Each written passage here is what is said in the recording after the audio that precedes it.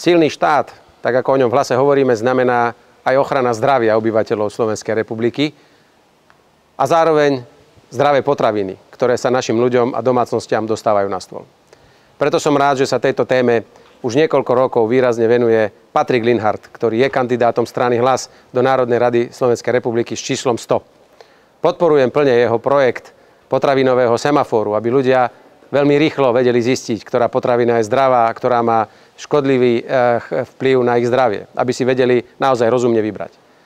Robiť všetko preto, a ja ho budem podporovať, aby sa do našich škôlok, domovov sociálnych služieb, nemocníc a všetkých ďalších zariadení, ale aj na stoly našich domácností dostávali len poctivé, kvalitné a zdravé potraviny. Je to naozaj kľúčové a silný štát sa musí o ľudí postarať aj v tejto oblasti. A ja Patrikovi vo voľbách držím palce. Ďakujem, pán predseda. Všetko dobré. Ďakujem.